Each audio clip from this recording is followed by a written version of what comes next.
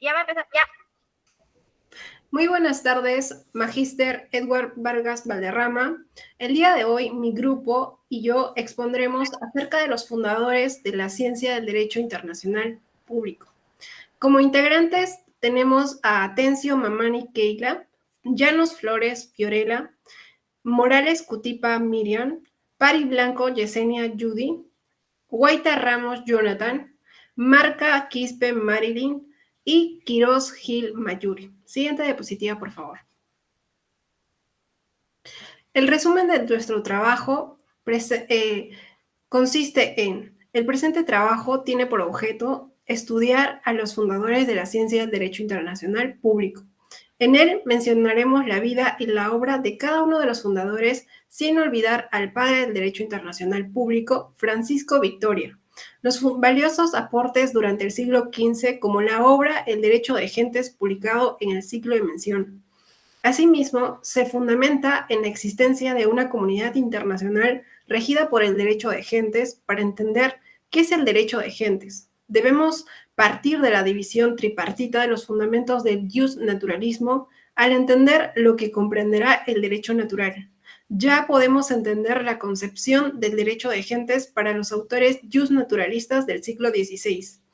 Esta concepción, diferente del concepto jus gentus romano, puesto que este era un derecho común universal fundado en la naturaleza humana racional, con elementos públicos y privados. Siguiente diapositiva, por favor.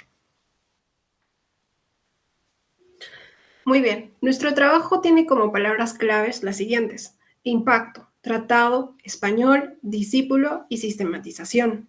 El sumario de nuestro trabajo consiste en: introducción, el impacto de los grandes descubrimientos, el derecho natural, fundadores del derecho natural, San Agustín de Hipona, San Isidro de Sevilla, Bartolomé de Sassoferrato, Francisco de Victoria, Francisco Suárez, Alberico Gentili, Richard Souch, Hugo Grocio, Samuel Rachel, Cornelius van Brackenshall, Emmerich de Bitter, Christian Wolff, y las conclusiones y finalmente las referencias. Muy bien, nuestro trabajo tiene como introducción que la ciencia del derecho internacional es una disciplina fundamental en el estudio de las relaciones entre los estados y las normas que rigen su comportamiento en el ámbito internacional. Pues a lo largo de la historia, esta área del derecho ha evolucionado gracias a las contribuciones de destacados juristas y pensadores que han sentado las bases de su desarrollo. En este contexto, es esencial reconocer y comprender la importancia de los fundadores de la ciencia del derecho internacional, quienes a través de sus contribuciones intelectuales y esfuerzos académicos han sentado las bases de esta disciplina y han influido de manera significativa en su evolución. En el desarrollo del presente trabajo expondremos algunos de los pensadores claves que han desempeñado un papel fundamental en la contribución y el desarrollo de la ciencia del derecho internacional. Siguiente diapositiva, por favor. Nuestro trabajo tiene dos objetivos, un objetivo general y otro específico. Como objetivo general tiene que: el presente trabajo tiene por objetivo general comprender el contexto histórico en el que vivieron y trabajaron los fundadores del derecho internacional público. Esto implica conocer las circunstancias políticas, sociales y culturales de la época que influyeron en el desarrollo de las primeras normas y principios del derecho internacional. Y como objetivo específico tiene que dar a conocer a los derechos quienes fueron los fundadores de la ciencia del derecho internacional. Siguiente diapositiva, por favor. Muy bien, ahora iniciaremos la exposición.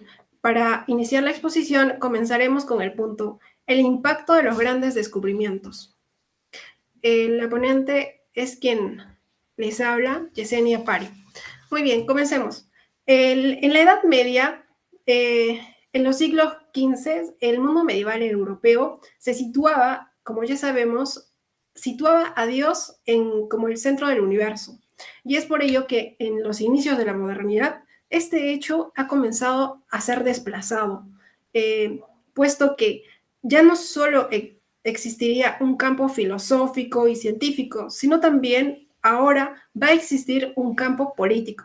Y es por ello que en el siglo XVI y el siglo XV la comprensión del mundo se centra a través del filtro la razón, desde la perspectiva pienso, luego existo del filósofo René Descartes, con el cual se dio la transformación de una Europa occidental hasta un sistema de Estado que terminó con la creación del reino Castilla, Aragón, Portugal, Francia y entre otros reinos. Siguiente diapositiva, por favor. Muy bien. De poco tiempo después, en el año 1492, se dio el descubrimiento de América, el cual significó un hecho importante para el derecho internacional. ¿Por qué? Porque si recordamos cuáles son las fuentes del derecho internacional, son los tratados. Pues con el descubrimiento surgieron tratados como el Tratado de Tordesillas o el Tratado de Alcacobas, o entre otros tratados. De la misma forma, otro hecho importante que se dio en esa época fue la expansión marítima que se dio entre Portugal y Castilla, el cual era considerado como un enfrentamiento entre la cristiandad y el islam, porque recordemos que ambos buscaban el acceso directo que los llevara a la India.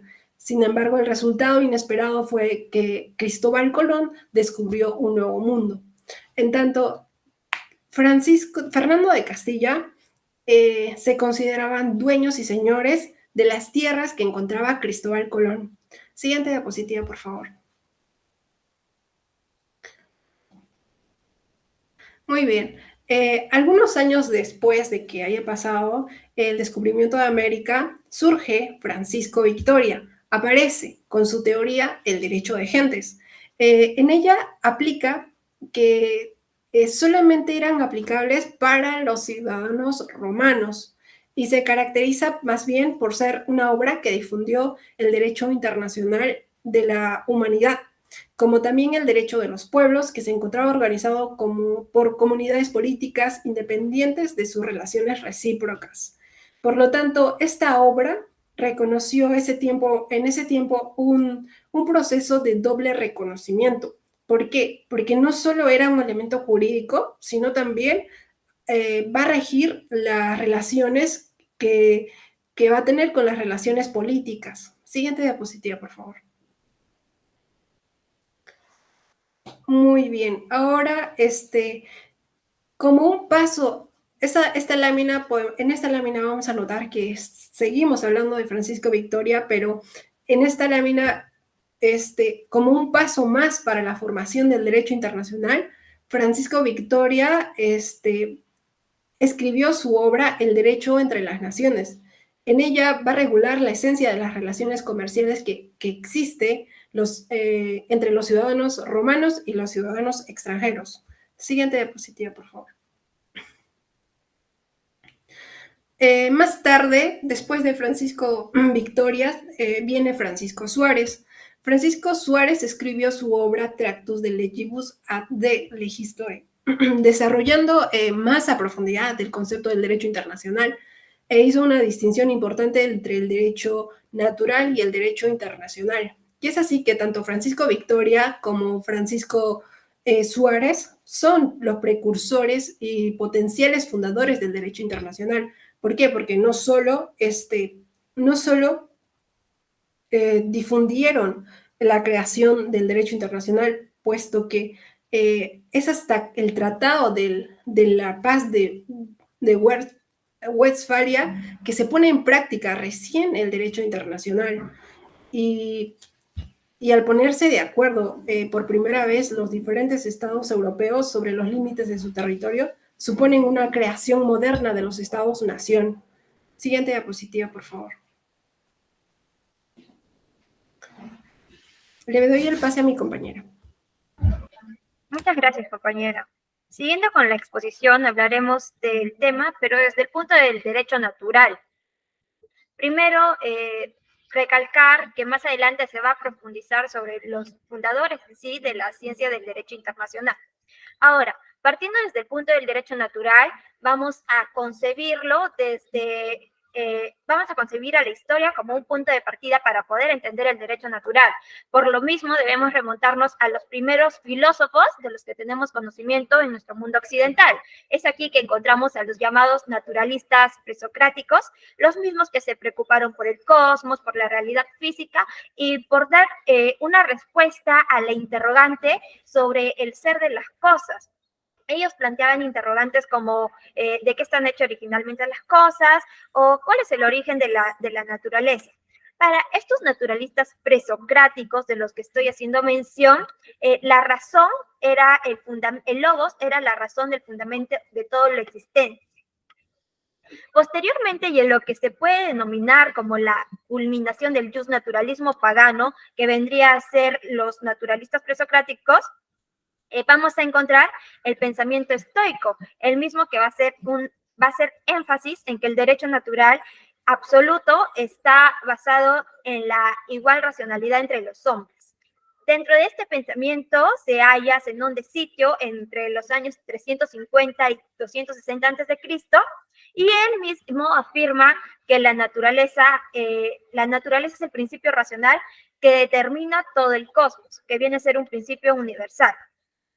Si se toma en cuenta el contexto histórico en el que se basa este pensamiento por parte de Zenón de Sitio, podemos entender la importancia de este pensamiento.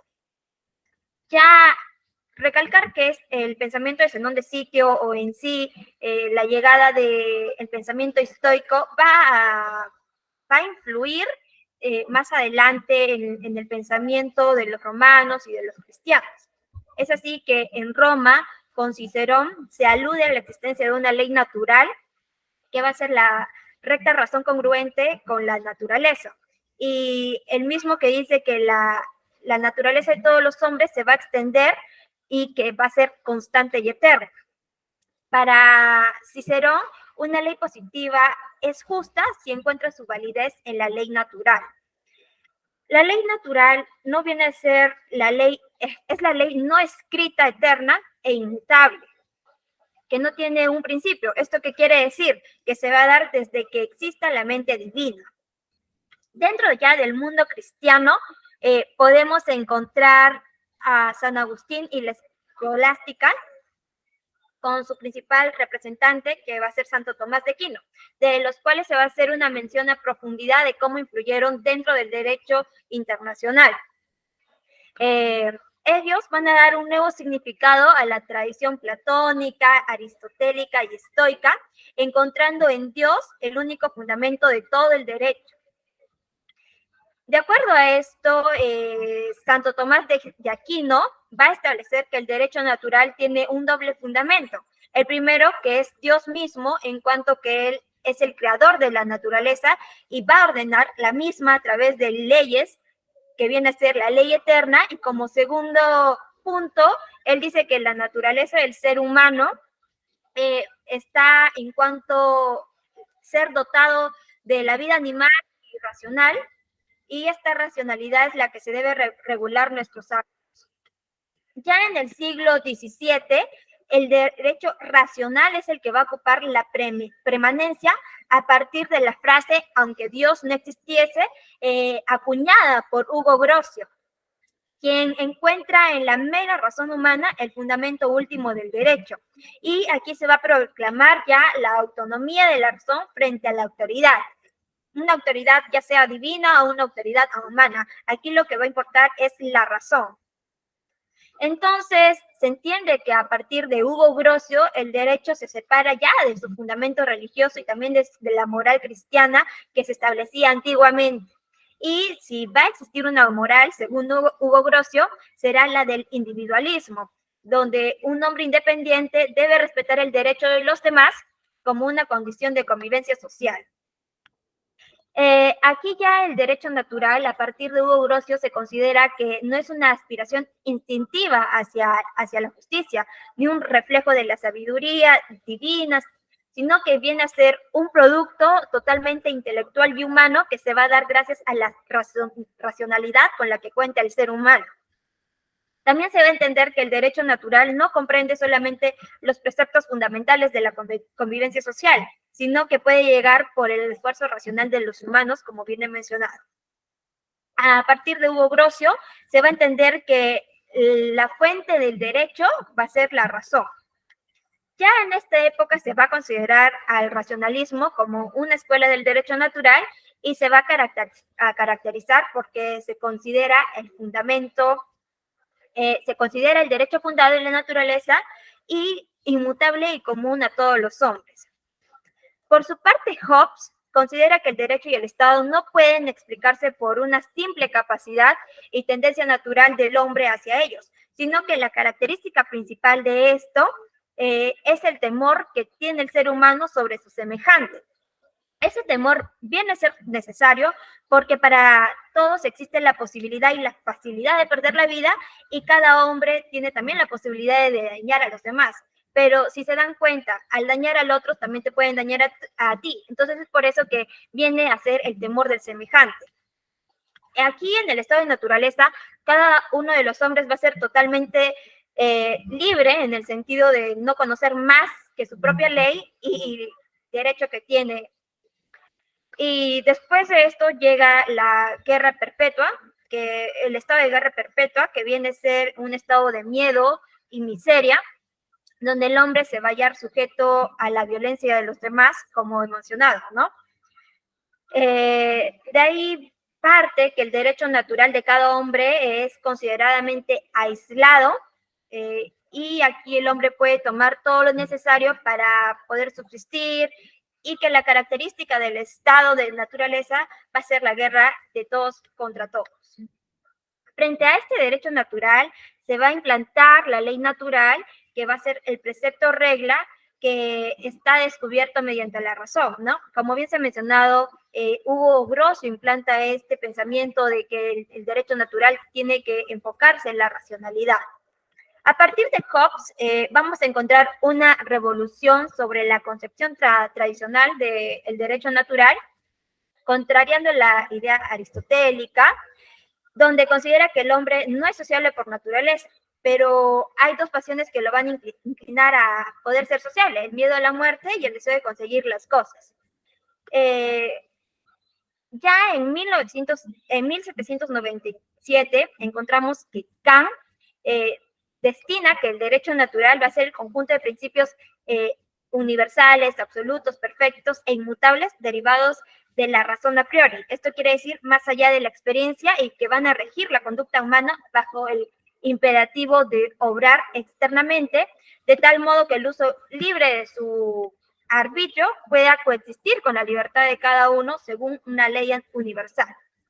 Ya en derecho universal contemporáneo se puede encontrar el derecho natural contemporáneo, se puede encontrar que tuvo lugar en Alemania cuando se dio el estallido de la Segunda Guerra Mundial, puesto que el derecho aquí se interpretaba y se aplicaba sin tener en cuenta los valores generales y se tenía un olvido absoluto del valor sagrado de la dignidad humana. Como bien he dicho, el derecho natural contemporáneo tiene lugar ya en Alemania y aquí se puede dar no precisamente el renacimiento del justnaturalismo, pero sí de teorías afines. Y aquí también se tiene que el derecho natural es concerniente a la separación del derecho moral y por consiguiente a su neutralidad axiológica.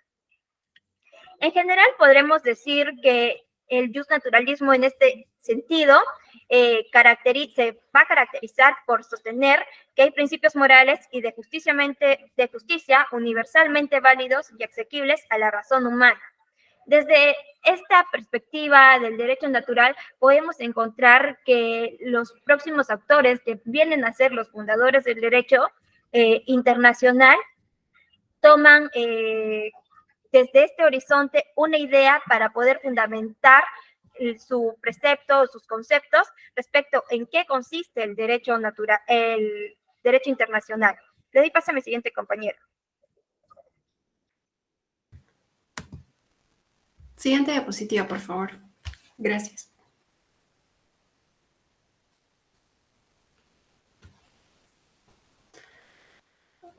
Ya. fundadores del derecho internacional. Siguiente diapositiva, por favor. San Agustín. Bien, ahora veamos la biografía de San Agustín de Hipona. San Agustín de Hipona nació en África romana el 13 de noviembre del año 354 después de Cristo. Desde su corta edad, su madre lo educó con la religión cristiana. Sin embargo, él nunca llegó a bautizarse como cristiano. A los 32 años se convirtió en un obispo de la ciudad de Hipona y publicó su obra más importante, Civitas Dei, el cual significa la ciudad de Dios. Y en dicha obra explicó, habló más que todo o impugna acerca de la ciudad de Dios como la ciudad del mal, dentro del cual su principal característica fue la paz. También puedo mencionar que durante su vida, durante la vida de San Agustín, la ciudad de Roma fue saqueada por las tropas de Alarico, lo cual tuvo consecuencias importantes e internacionales. Y esto puede ser la causa por la cual la guerra fue el principal motivo de reflexión de San Agustín, por lo que en estos puntos son fundamentales en sus pensamientos. En sus pensamientos mencionó que debe condenarse la guerra, pero paradójicamente las ciudades deben promoverlas, puesto que el propósito de la guerra solo puede ser imposición moral de la paz eterna para gozar los bienes de la vida. Siguiente diapositiva, por favor. Esa es la obra que hace rato mencioné, de Civitas Dei, su obra más importante, el cual ahora habla acerca de la ciudad de Dios. Siguiente diapositiva, por favor.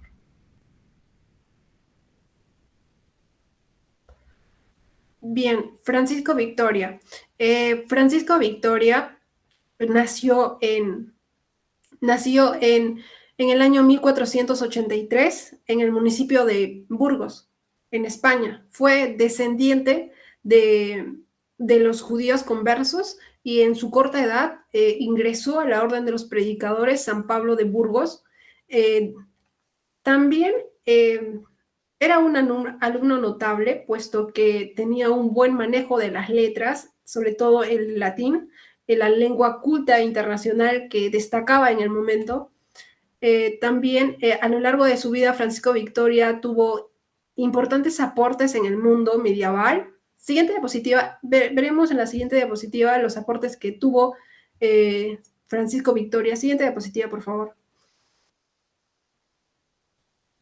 Ya, uno de los aportes importantes que tuvo Francisco Victoria fue que repensó la doctrina jurídica medieval colocándose en una situación totalmente inédita a la cual sus contemporáneos estuvieron confrontados, ya que los hombres no creyentes vivieron en sus tierras y fueron colonizados por un nacimiento católico y en nombre de la donación del Papa de los Reyes Católicos.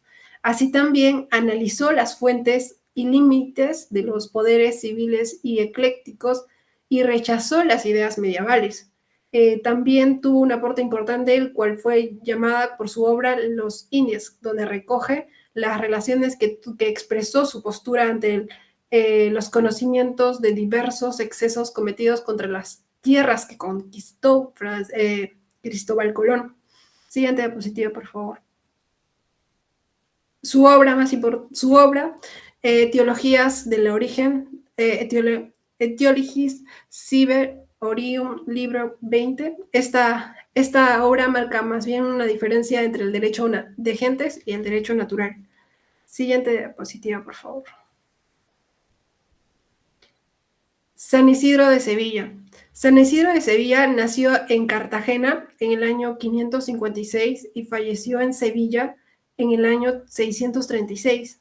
Fue obispo y teólogo erudito de España, visigodo. También se formó en la Catedralicia de Sevilla, donde aprendió el latín, el griego, y a lo largo de su vida escribió una variedad de obras, que dentro de los cuales los más importantes fueron tituladas como la Etiologías del Origen 20. Esta obra marca más bien una diferencia entre el derecho de gentes y el derecho natural. Siguiente diapositiva, por favor. Le doy el pase a mi compañera.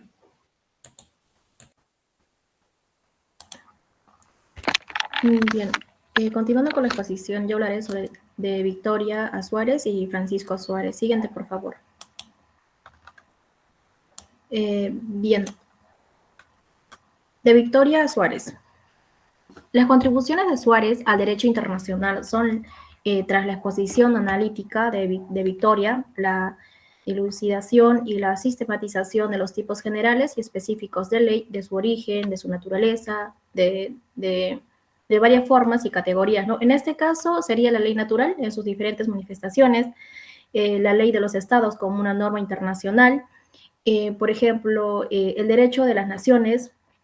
En esta se distinguió más claramente sus predecesores entre el jus gentium como derecho internacional y el antiguo jus gentium, que se deriva básicamente de lo que es de la jurisprudencia romana. El moderno es la ley de los varios pueblos y naciones que han de observar en sus relaciones mutuas, ¿no? En tal efecto, aunque los derechos del individuo, los que se deben, ¿no?, prevalecer, ¿no? Existe sociedades como un todo o distinto a la suma de los individuos. El fin de social es la libre decisión, ¿no?, de cada individuo de ayudarse mutuamente y de formar una comunidad política. Por ende, estaríamos hablando de la soberanía que reside, ¿no?, en el pueblo. La autoridad nace también, ¿no?, para contribuirse a la sociedad, pero también se puede derrocar a esta autoridad si no cumple, ¿no?, con su función.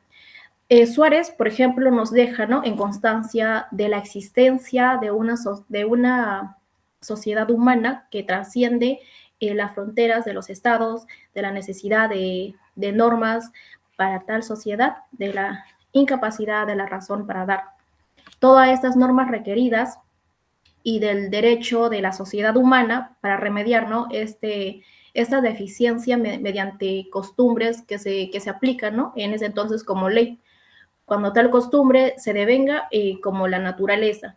Por ejemplo, Victoria y Suárez llegaron por caminos diferentes, ¿no?, a una meta común, que en este caso sería, ¿no?, la necesidad de una norma única y universal para lo que se rige, ¿no?, entre relaciones de los individuos en un estado y de los estados entre sí y en la comunidad mundial que se integra por individuos y por estados. Siguiente, por favor. Francisco Suárez. Bien, Francisco Suárez, conocido como el doctor Eximius, fue teólogo, filósofo y jurista jesuita español. Uno de las principales figuras del movimiento de la Escuela de Salamanca, fue considerado, ¿no?, como uno de los mejores escolásticos. Su trabajo de la escolástica, que marca la transición del Renacimiento a la filosofía moderna. Según Juárez, el poder político está básicamente basado a la sociabilidad de los hombres y reside directamente en las personas que lo delegan, ¿no? Por ejemplo, un príncipe para bienestar de la comunidad. Si el príncipe se convierte en un tirano, obviamente que las personas, o sea, su población, puede usar, ¿no?, su derecho de defensa personal para destituirlo del cargo que tiene, ¿no? Y básicamente su doctrina tiende claramente a eliminar el poder temporal para que el Papa no sea sujeto de un control similar, ¿no? En este caso, la principal importancia de Suárez proviene probablemente de su trabajo, ¿no? Por ejemplo, la ley natural y de sus argumentos sobre el derecho positivo y el estatus de una monarca, ¿no? A pesar de su método a través de la escolástica, y trata como situaciones análogas, ¿no? Por ejemplo, Grocio habla de él en términos de gran respeto, ¿no?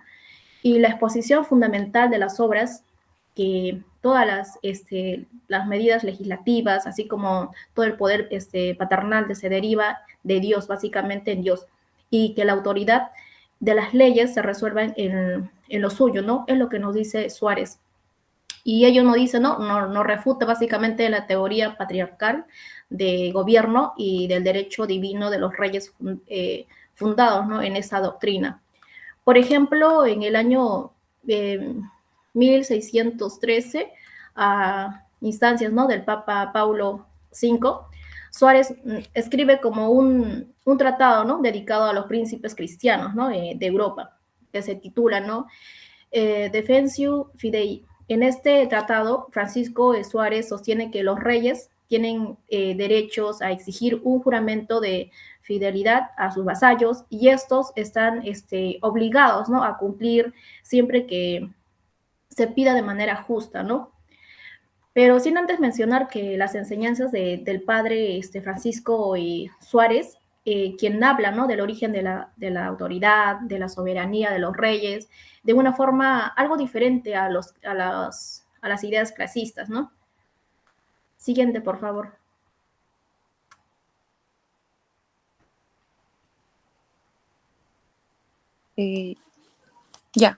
Buenas tardes, profesor. Mi nombre es Fiorella Llanos Flores y voy a exponer sobre Samuel Recher y Cornelius Pan. Siguiente diapositiva, por favor. Comenzando con Samuel Recher, este era un jurista alemán que fue hijo de un pastor luterano. Primeramente hay que destacar aquí que él fue un profesor de la Cátedra del Derecho Natural y el de Gentes en la Universidad de Kiel. Él, hay que resaltar también que publicó muchos trabajos jurídicos y filosóficos, en los cuales su obra más destacada fue las diserciones sobre el derecho natural y de gentes. En el de aquí, en el que nos habla de las ideas que son naturalistas, de otro autor también que se centra, que es Pufendorf, que nos habla también sobre el derecho internacional. En esta obra, en la que mencionamos las diserciones sobre el derecho natural, nos habla más que todo el derecho que se da entre las naciones que se están formando, ya sean por costumbres o tratados. Hay que considerar aquí también que se dan los usos y costumbres, ya que son pactos tácitos que se incluyen en un estudio, ¿no?, que se da de un estudio internacional, ya sea como para recibir una manifestación o ya sea por una muerte de un monarca extranjero. Siguiente diapositiva, por favor.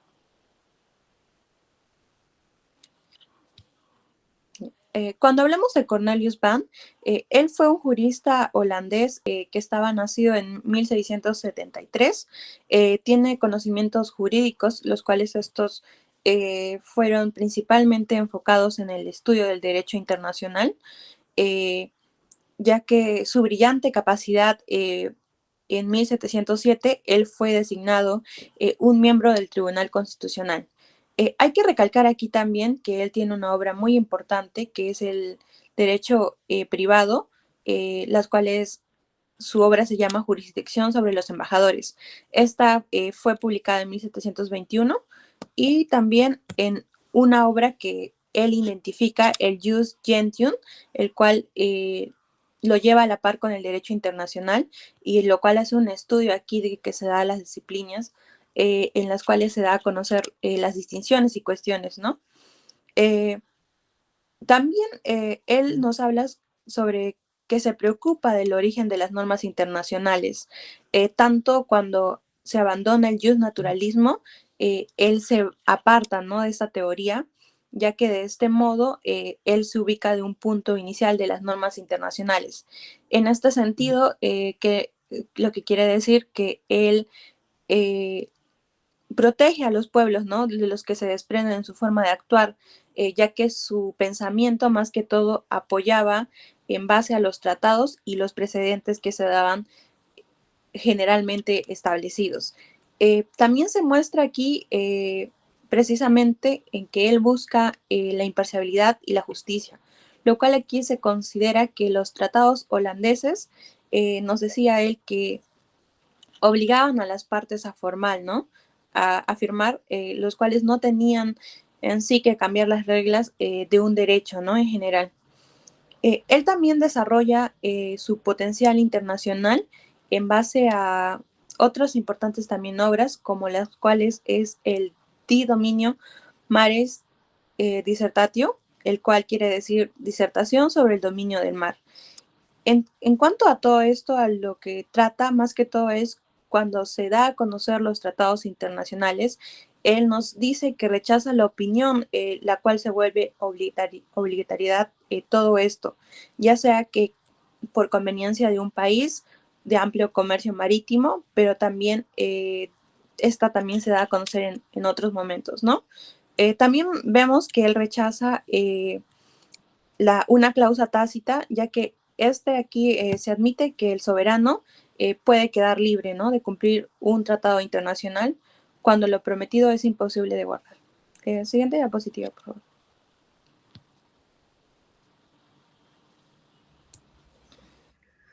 Bien, prosiguiendo con la exposición, ahora hablaremos sobre Bartolo de Sassoferrato, que nació en el año 1314 y posteriormente murió en el año 1357.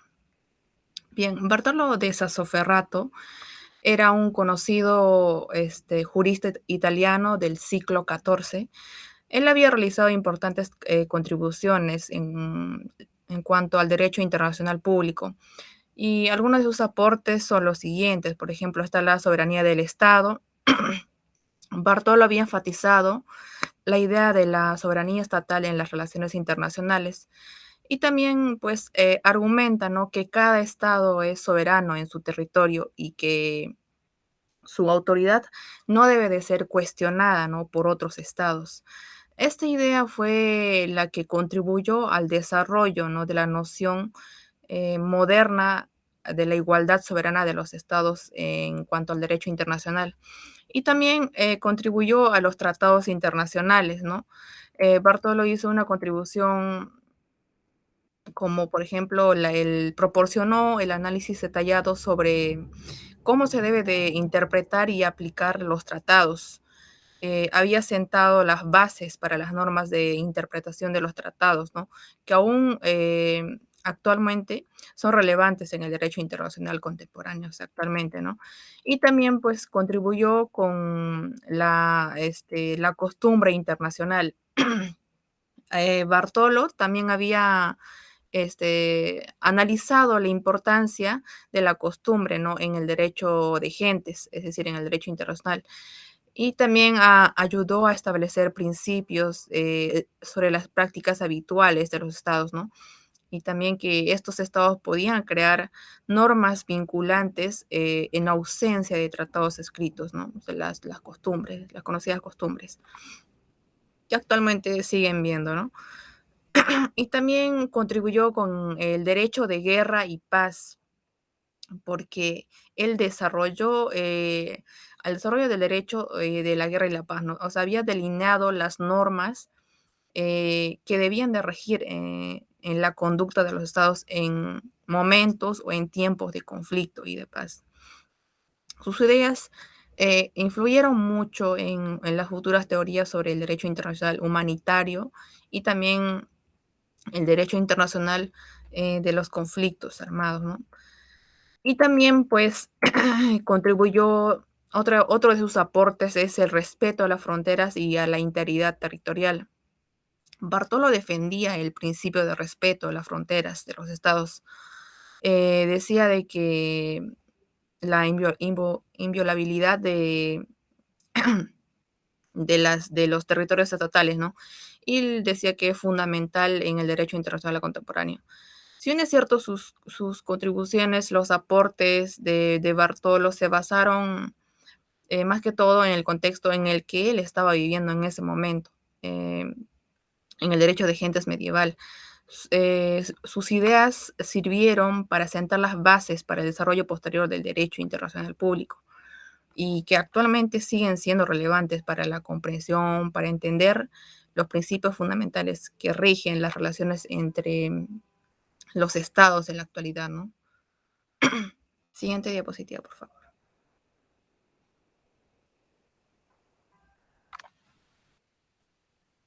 Ya, a continuación con la exposición, mi nombre es Jonathan White Ramos y hablaré acerca sobre los fundadores Heinrich de Battle y Christian Wolff. Empezaremos por Heinrich de Battle. Bueno, Heinrich de Battle, que nació en 1714 y 1767, fue un jurista suizo que desempeñó un papel fundamental en el desarrollo del derecho internacional público, y una de sus obras más influyentes fue El derecho de gentes o principios de la ley natural aplicados a la conducta y los asuntos de las naciones y de los soberanos. Eh, Esta obra fue publicada por primera vez en 1758 y Butler se centró en la aplicación de los principios del derecho natural al ámbito de las relaciones internacionales. Estas ideas y teorías han contribuido significativamente en el desarrollo del derecho internacional público en esa época y posteriormente. Respecto a Butler sobre el jus gentium, a diferencia de otros fundadores, defendía el derecho de gentes, y este lo veía como una especie de derecho internacional, el cual él incidía en que era un sistema de reglas y principios derivados de la razón y la ley natural que regían las relaciones entre naciones soberanas. Estos principios eran universales y también que debían ser respetados por todas las naciones. Aquí tenemos en cuenta que Battle había estado muy influido con el racionalismo de esa época.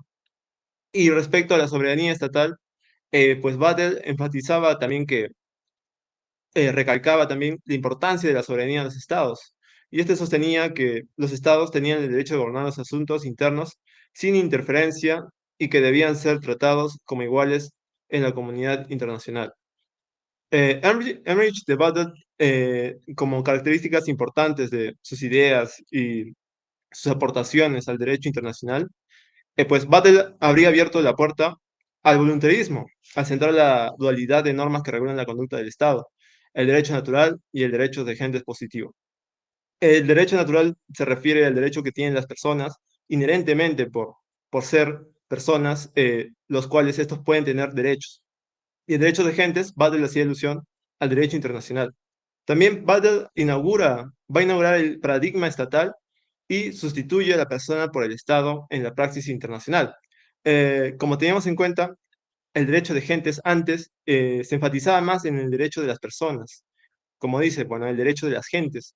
Sin embargo, Battle va a hacer que el protagonista ahora, en la teoría del derecho de gentes, venga a ser el mismo Estado. Y eso es lo que va a influir y va a cambiar cómo otros pensadores doctrinarios del derecho internacional ya no vean solamente a la persona como el principal actor, sino el Estado. Battle también es el primero en crear el sistema de derecho internacional en base a una concepción voluntarista desde la moral cristiana. Cualquier proyecto utópico está fuera del orden normativo internacional. Como sabemos, aquella época del siglo XVIII se van dejando ya las ideas del derecho natural, del cual uno pensaba que esas normas venían de un ser divino. Pues esta concepción influyó mucho en que posteriormente se vaya cambiando ese pensamiento que se tenía sobre el derecho natural. Ahora, continuando, tenemos al fundador Christian Wolff, quien nació en Alemania en el año de 1676. Y este jurista fue profesor de la Universidad de Halle, estudió Derecho y su preparación influyó mucho también sus conocimientos de filosofía, medicina, psicología y otras profesiones más. Eh, la relación que existía entre Emer y Battle con el voluntarismo parece clara y resuelta. Esta concepción, esta corriente voluntarista que básicamente centraba que en la voluntad del Estado, empezaron a tenerlo como un actor principal y dejando un poco más al lado de el derecho de gentes que se venía teniendo. En eso se podía relacionar con Pato.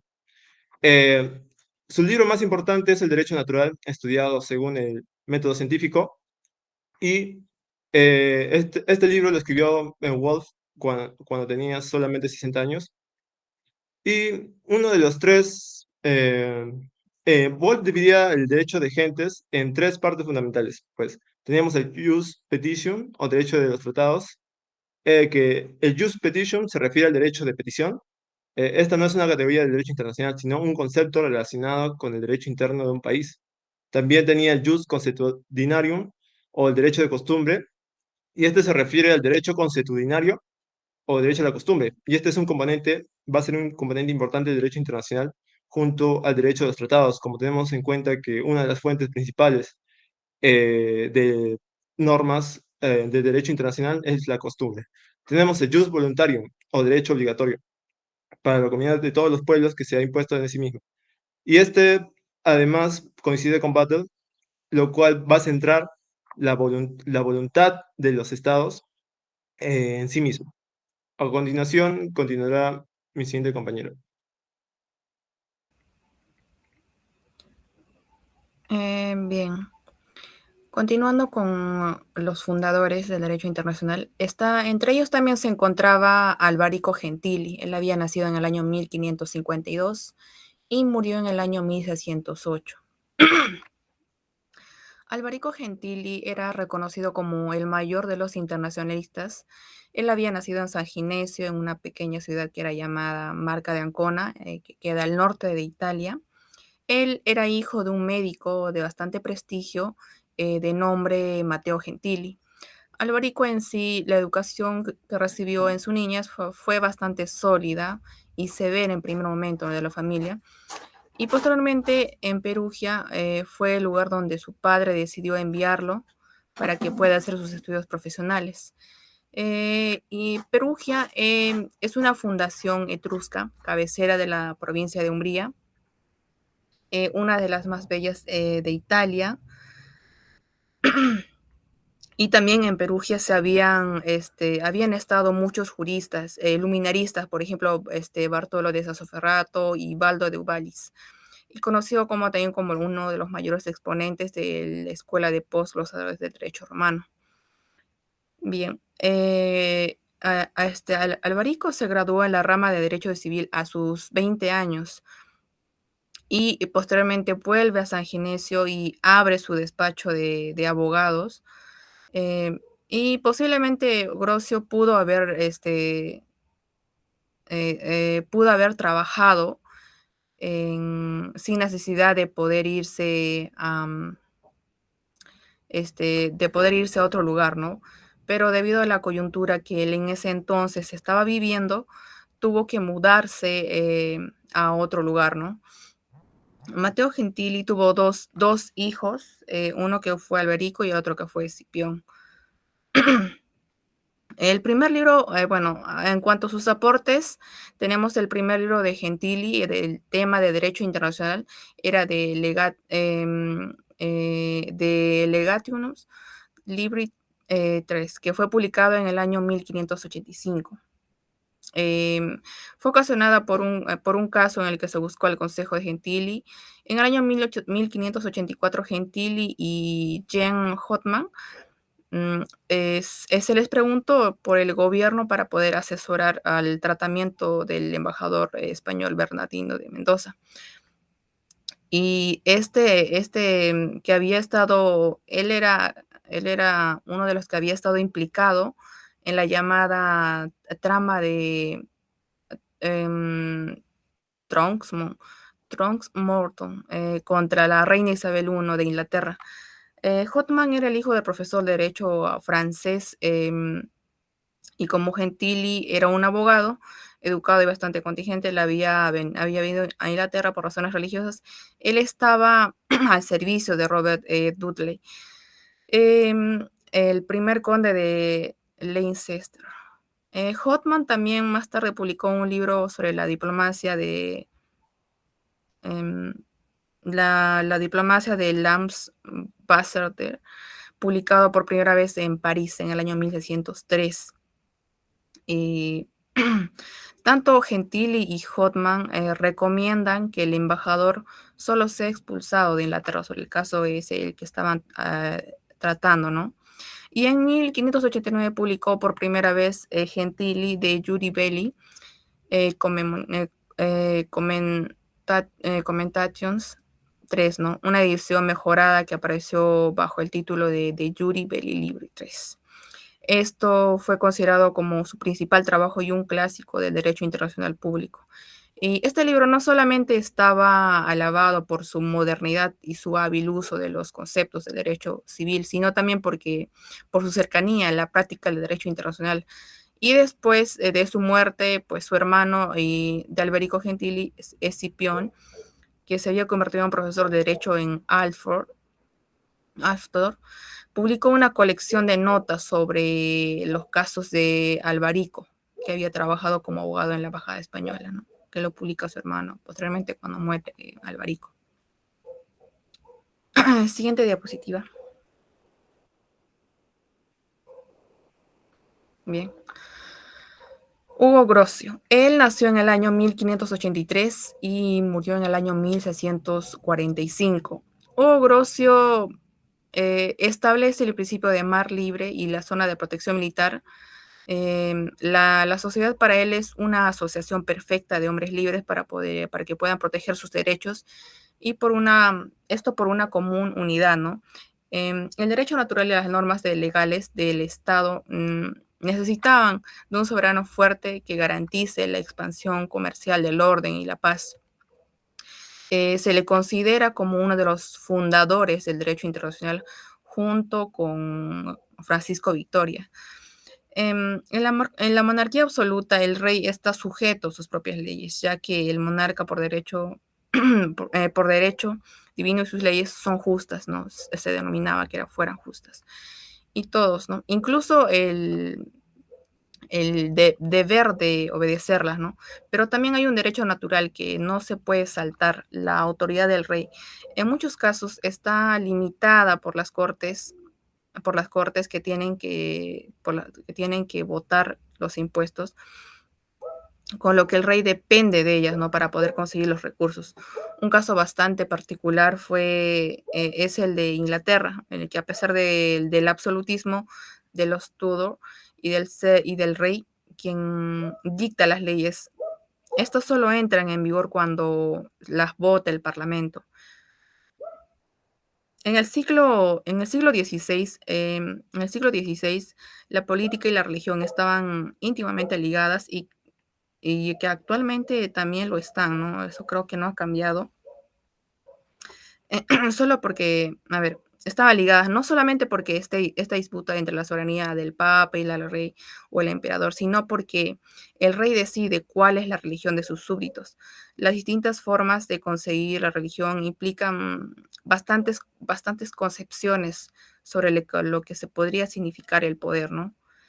En su obra sobre la guerra y la paz deja de lado tanto la guerra justa y también introduce uno nuevo, ¿no? El no discriminar de la guerra, la no discriminación de guerras, con independencia justa y de causa. Sostiene que el derecho internacional no existen buenos y malos, todos son iguales, de ahí el justus hostis, ¿no? Que considera que el rival es tanto justo como yo, ya que tiene los mismos derechos, y también desarrolla el jus in bello o derecho en la guerra, que se establece ciertas reglas que deben de tener al momento en el que dos países se encuentran en guerra, ¿no? Y se basa en el concepto de la humanidad. Sentó también una de las bases más importantes del derecho de gentes en su obra de Mar Libre y desarrolló su teoría, la cual distingue entre el mar próximo, le da ciertos derechos al Estado y al mar oceánico también, y que es totalmente libre, eso es lo que dice, ¿no? Sostiene que también debe haber libre comunicación y navegación, puesto que el mar no es propiedad de nadie. Bien, eso es entre algunos de sus aportes que tiene, ¿no? Hugo Grocio. Siguiente diapositiva, por favor.